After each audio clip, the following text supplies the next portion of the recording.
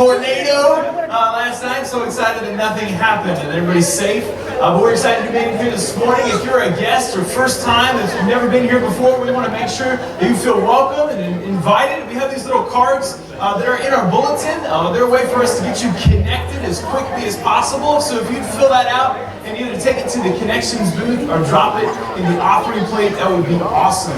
If you also notice, though, inside our bulletin today, there's these little cards that say you asked for it on there. We're in the middle and actually concluding our series, Elephant in the Room. We also know that there are lots of questions out there that people sometimes have. Maybe we've hit the question that you have, or maybe there's some other things or topics that you thought of during this series. We wanted to give you an opportunity to maybe write that down and give us those questions. So if you would, maybe through this service or over the next couple weeks, we'll have these cards available. If you just take it and either take it and drop it off at the connections booth or just put it in the offering plate, that way we can get those going. Well, we're going to continue in just a minute with our service. If you would stand up there right now and greet those around you and say good morning as we get started today. As we start our worship service this morning, I just want to say it's just really awesome to be here worshiping with you guys. There's something special about worshiping together as a group and with the body of God. So would you sing with me as we praise Jesus this morning?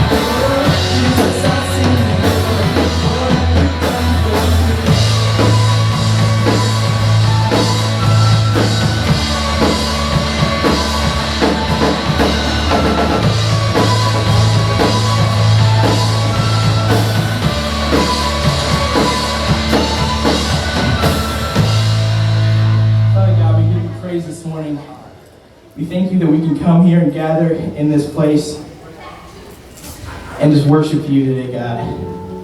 We thank you that you came and you took our sins, you saved us from ourselves, God. We thank you for your love, for your mercy, and for your grace.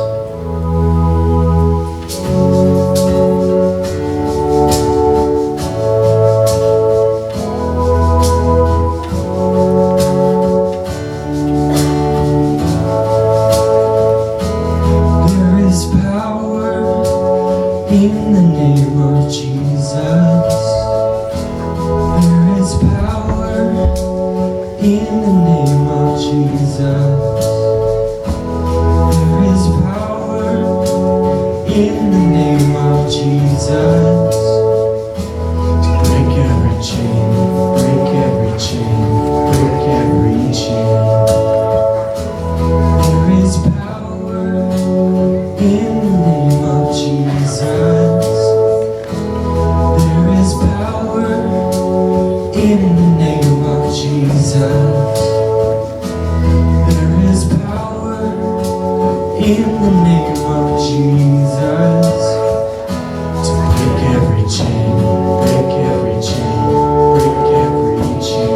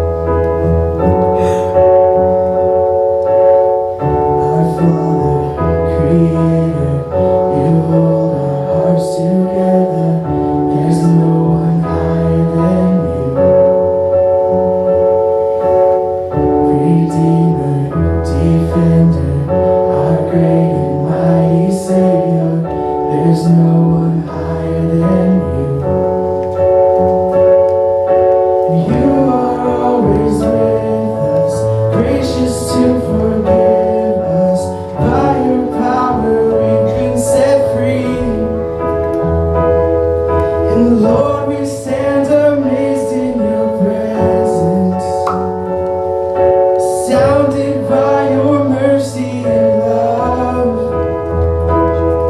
Our hands are lifted high in surrender. Your grace for me is always enough.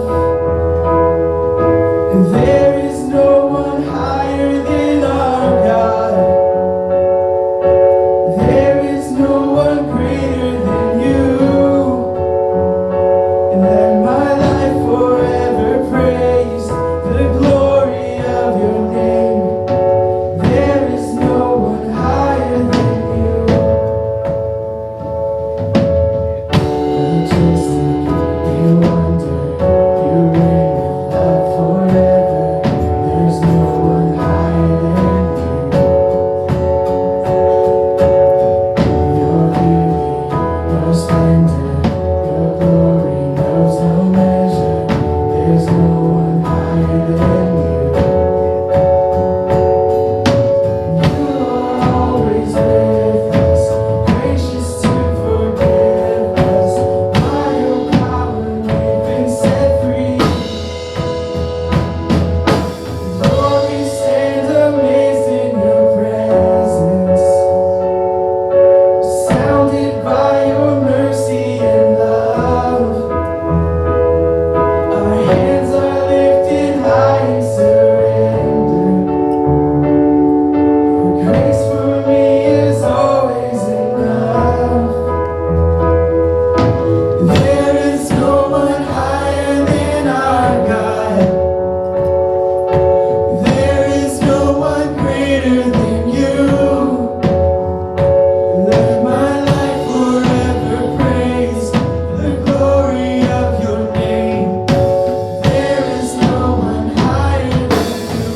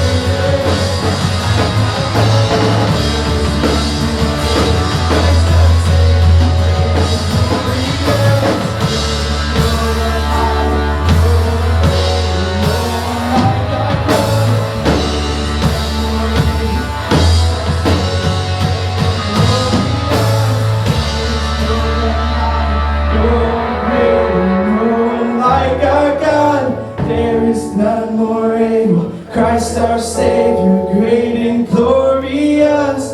Lord, we stand amazed in your presence, astounded by your mercy and love. Our hands are lifted high in surrender.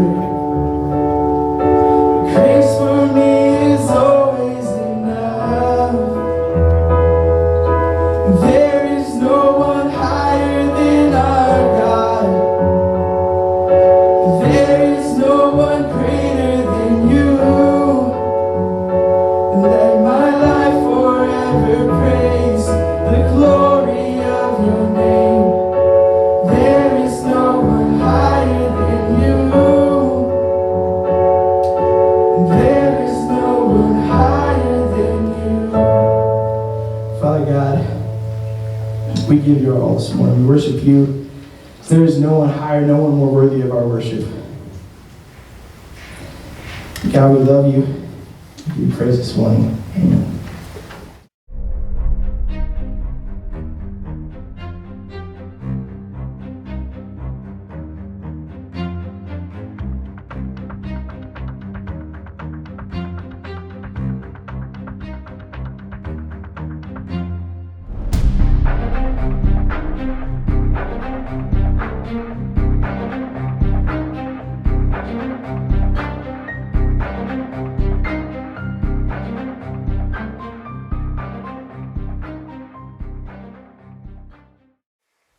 Good morning. Welcome. I'm excited that you are here this morning. I'm excited to have an opportunity to share with you this morning as we are ending off a sermon series that we have been in for the last 5 weeks. 6th week is today, and elephants in the room. And it's through this series we've been bringing in some topics, some hot button issues that we wanted to bring front and center into our church so that we can discuss, we can get a biblical view of it, but we can also have some discussions that lead outside these walls. And so really this comes from a heart where we believe that the church is at its best when it's messy. And here's what I mean by that. The church, a group that should be one of the most unified groups in the whole entire world, has often been one of the most divisive. We have this place that people gather and come from different faith backgrounds, different family backgrounds, different geographical locations. They have different personalities. They go to different jobs every week. They just have a different viewpoint on the world, and they come together and they're different, which makes sense. But sometimes some of that messiness that the difference brings, it gets scary. We want to organize it. And so what we've seen in the past is so often that if you think differently than you have to go find another church to go to or another church to be a part of. And that's not what we want to do. That's not what we want to perpetuate here at Kingsway.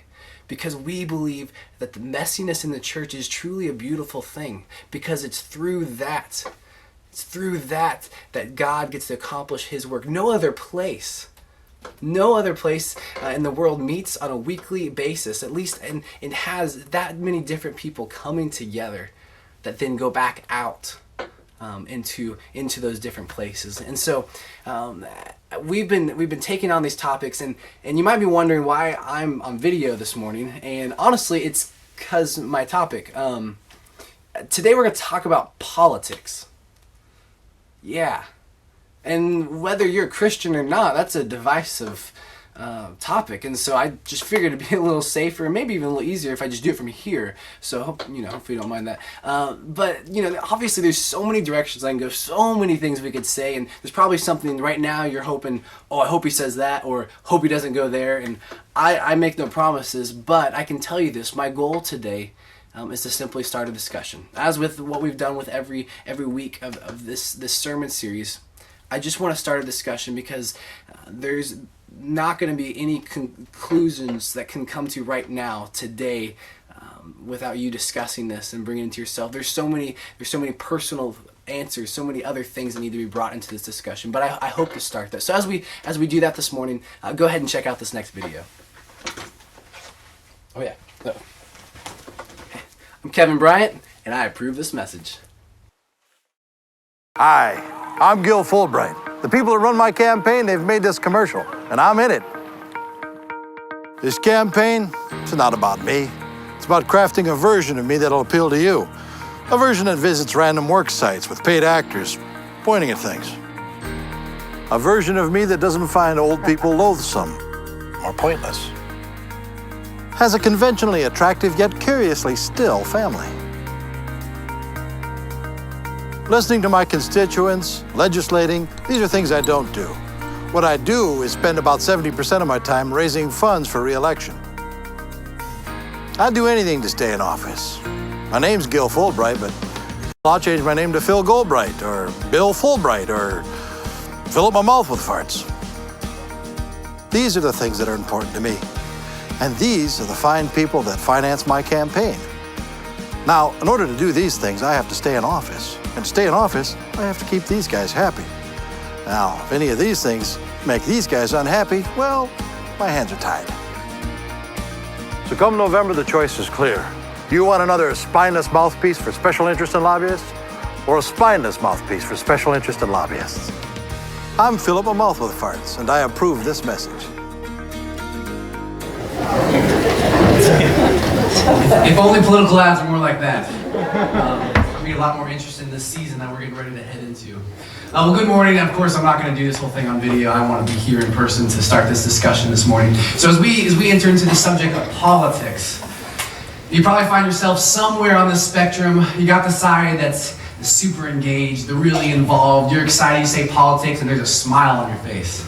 You're ready. You're ready to talk about it. And you got the other end over here. You want nothing to do with it. severely disengaged, whether that's from apathy or maybe some personal convictions. And maybe a lot of us find ourselves in the middle somewhere. It's something we tolerate, we care about some issues. Full disclosure, I fully admit I kind of hang out in this middle space, fighting that temptation not to go over here to this disengaged side, and as I continue to see over my lifetime how divisive politics is. Oftentimes it's not something I want to be a part of. So how should we as Christians approach this subject? Government, politics. The Bible doesn't say a ton about living as a Christian in a democracy. It's got some stuff in there about living under a dictatorship. I'm sure some of you would argue maybe that's what we're under right now. The Bible doesn't talk about a lot of issues that are huge to us today. Things like the size of government, the amount of government oversight, specifics on taxes, foreign policy, healthcare, immigration. Then you have passages like James 1:27, religion that God our Father accepts as pure and faultless is this, to look after orphans and widows in their distress. To keep oneself from being polluted by the world. And you have questions like, if the government can help reach this scriptural mandate, shouldn't social services be a vital issue? We clearly see in Scripture morally what's right when it comes to things like abortion and homosexuality, and then the question comes up, do those topics and those issues trump all other political issues? See, wherever you find yourself this morning, I just want to ask if you can just lean in for these next 20 minutes. If you're on the side where you got that smile on your face when you heard the word politics, oh, that freaks me out a little bit, but I want to encourage you just to, I'm not trying to attack, I don't want to get you defensive. I just want to maybe allow yourself to think through some things. If you're on the side that you don't want anything to do with this, and you're saying, ooh, this is something, I'm going to be on Facebook this whole time, I think I gotta go check something in my car, just 20 minutes. Encourage you just to lean in. And if you're here this morning and you would maybe you wouldn't call yourself a Christian, or you're not sure about this whole church thing, I'm really excited you're here. I hope you've been able to kind of be a part of some of the things we've been doing over this series of Elephant in the Room. But I really believe the things we're going to be talking about today are just as pertinent for you. So let me say, of course, I'm not going to say everything perfectly. But if I purposely or accidentally offend you, let's just let that be an opportunity to be the church. Not the church that divides when there's differences, but a church that lovingly corrects when needed, that chooses to believe the best, a church that's more concerned with the growth of the kingdom than being personally proved right. So, as we start this discussion this morning, I really want to do this with asking you to fill in 2 blanks. If you're following there on the YouVersion app, the Holy Bible app, or maybe the paper notes, I want you to fill in 2 blanks. And first is this: my hope is in blank. And the second is I want to make a blank. It'll be multiple choice, so it gets easier, I promise. But I would offer to you that what you put in these two blanks reveals a lot about your approach to politics and maybe some things that might need to change in the future. So if you would, let's go ahead and start and turn over to Romans 13. It'll be on the screen, of course. And this is just one of those places where it talks so specifically about government. And I just want to kind of put this out there as we get started. So there, chapter 13, first 7 verses.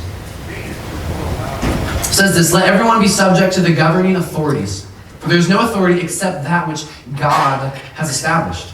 The authorities that exist have been established by God. Consequently, whoever rebels against the authority is rebelling against what God has instituted. And those who do so will bring judgment on themselves.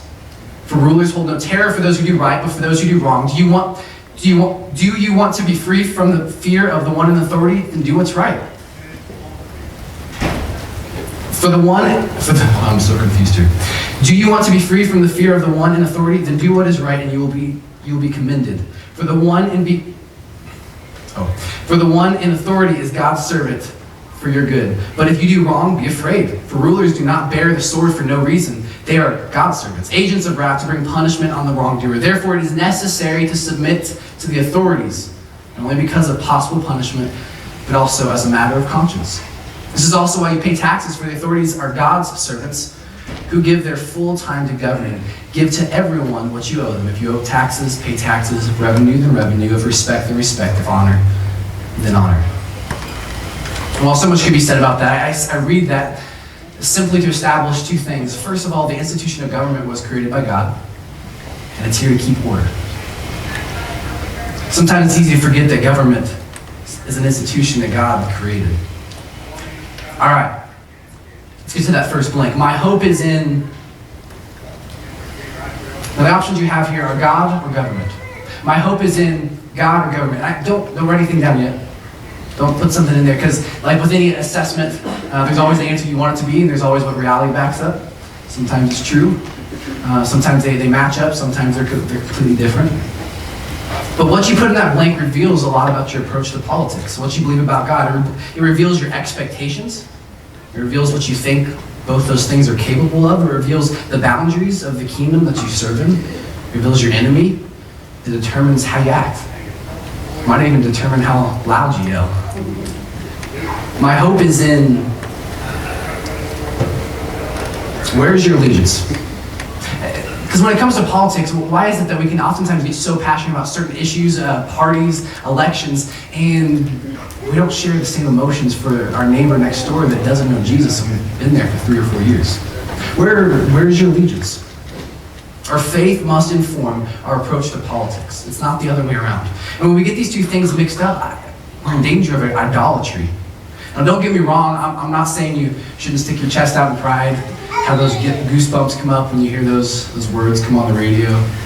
And I'm proud to be an American. I'm gonna leave this thing into the youth band today, but you know, you've heard that come on there. It's just like, yeah, and we live in an awesome country. It's not bad to have a sense of pride, but anytime we compromise our commitment to live and love like Jesus in the name of patriotism, it's idolatry. Matthew 6:33 says this, but seek first his kingdom and his righteousness, and all these things will be given to you as well. Talk about politics. If you think that the church is being held down because of a party that's in power, an individual who's in power, that's a sign right there you put your hope in government. It shows you where your hope is, because I can tell you that the growth of the early church, the birth and the growth of the early church, it's not because Rome was a holy nation. It's not because Rome's legislated morals lined up with God's truth. It's because God is God, and he reigns. It's easy for us to be the same as the disciples and put our faith in government. And when Jesus came and he talked about this change that he was going to bring, they kept waiting, like, all right, God, all right, Jesus, when are you gonna take all these guys out and do what you want to do? Political entities are not the savior of the world, but we often act like it. And while government is important, it has its limitations.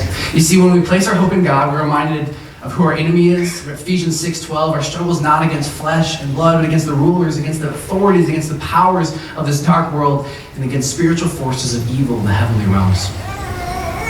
We're reminded that the kingdom that we serve in is not confined by the borders of America. Have you ever had to stop and tell yourself that the church is not American?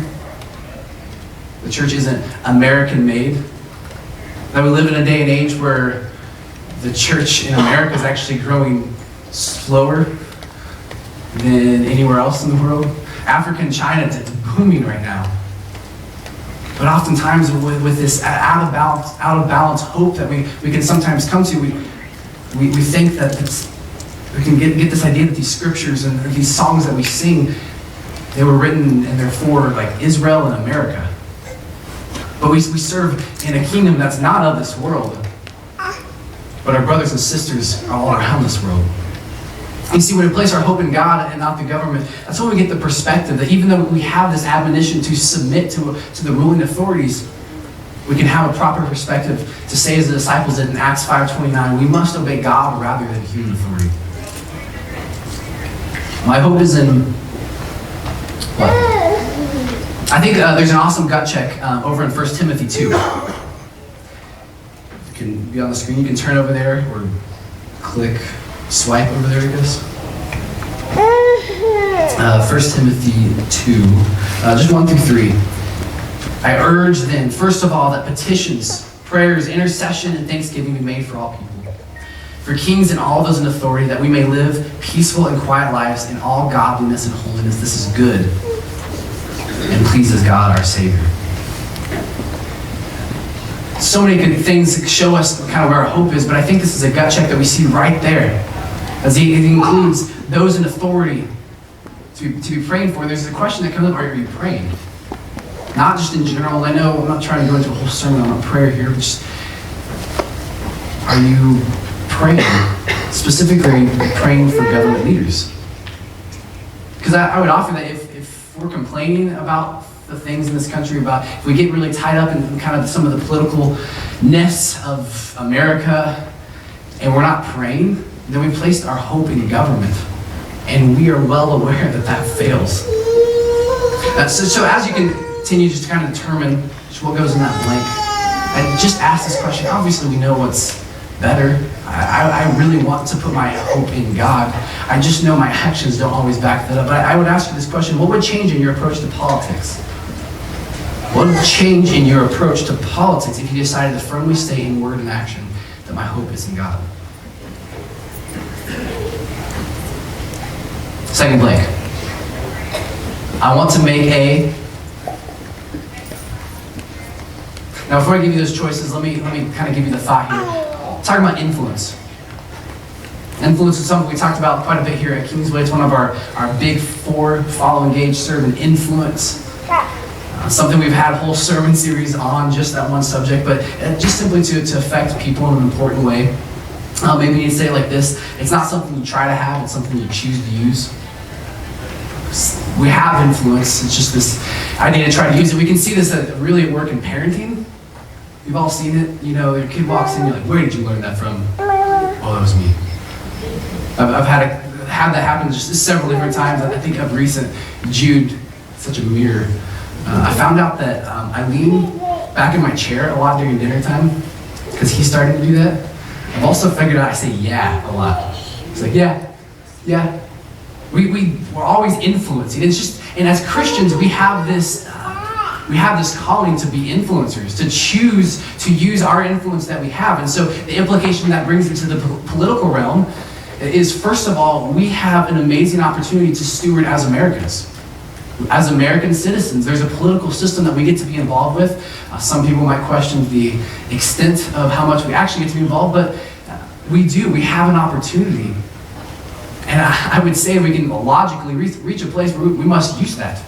We must use that, but it comes back to that first blank, what you put in there. If your hope is government, and that's what you're serving. If your hope is God, and this is merely a tool. This is merely something that we get to use as part of the influence. It's just similar to how Paul did it. He was a Roman citizen, and he used that, not for the growth of Rome, but for the growth of the kingdom. The second implication when it comes to being influencers is, if we believe this God is everything that says he is and we sing about and talk about, if we truly believe that he is life and there is freedom and there is hope only in him, then there is a sense that we must keep God in the national conversation. We must keep him alive, because if we do not, then we know civil rights will erode, will lead to a place where there won't be any true morality. And there's a certain point here that I feel like I kind of need to hear that a little bit, that I don't have a free pass, because again, I want to come to the side over here. I don't want to mess with politics. It's divisive. But we have a duty as Christians, not for America's sake, but for God's sake, to be faithful to influence. And I'm not trying to step into too much what that faithfulness looks like, because that's discussion right there. That's what you need to decide. I know there's some heavy opinions in this room right now of what that exactly should look like. But here's what I think we really need to hear when it comes to being influencers. Back to the blank. I want to make the question is, do you want to make a point, or do you want to make a difference? This is what we've been talking through, kind of our dominant thought through this whole series of Elephant in the Room. You want to make a point, or want to make a difference? So we know how we do things matters. There's destructive ways to do something, there's constructive ways. I mean, I guess I could give myself a haircut with a chainsaw, and it might get the job done. There might be some side effects as well. Do you want to make a point or a difference? Seems like a lot of times those heavily opinionated Facebook posts, political or not, are really good at making points. And a lot of them, I question if they really make any difference. You want to make a point or a difference. Holding up signs on a street corner that makes a really good scripturally backed point that abortion is wrong and that it's evil. Sometimes communicates a message to a woman who is already haunted by a mistake that they have made, that we cannot love you because of a mistake that you've made in the past. I want to make a point or a difference. 1 Peter 2, 13 through 17.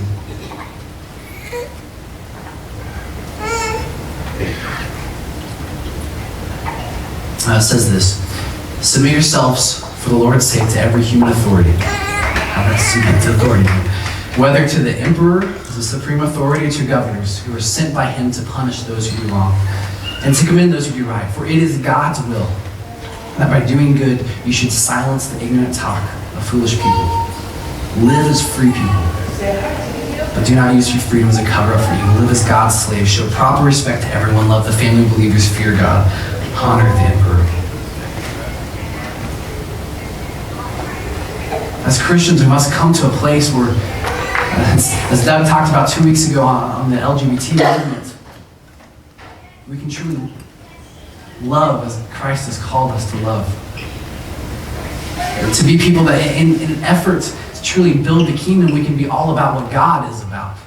And our goal isn't to simply make points, but to make a difference that actually changes things. You see, it's easy to do and say things because it makes us feel better, because we took a stand. And I'm not saying there's some times to do that, but I just think oftentimes we do it in the name of, oh, yeah, I did it. I said what needed to be said. And there's a lot of other things that go on.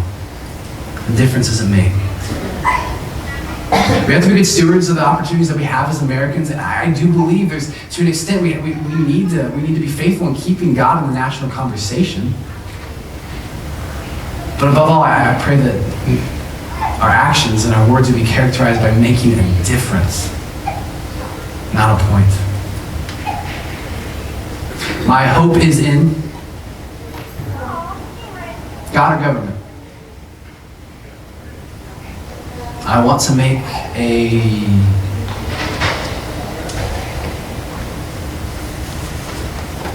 Would you put in those blanks matters?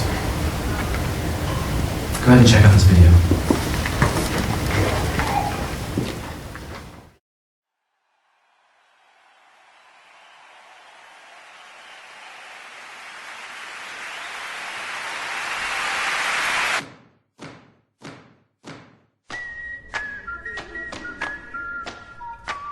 Every 4 years, the citizens of our country head to the polls to elect our nation's leader. Just in our generation alone, candidates have emerged with various backgrounds, ideas, and policies. But they all have one thing in common: promises. Eliminate the debt, secure our border, boost the economy, fix education, protect Medicaid, lower taxes, cut spending, reduce government, increase jobs, restore values, and make America great again. And now we are faced with a decision between left and right, liberal and conservative, Democrat and Republican.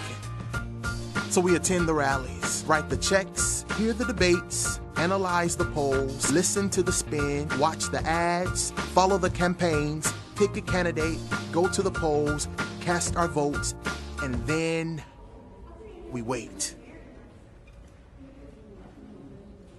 And 4 years later, we do it all over again. But what if this time something changed? What if Christ followers throughout our country didn't just listen to promises? What if we made the promises? What if we promise to become the light of the world, the salt of the earth, the hope for our nation? What if we promise to love our neighbors, forgive our debtors, and pray for our enemies? What if we promise to feed the hungry, care for the sick, and serve the poor? What could happen if we kept our promises? Maybe America really can be great again.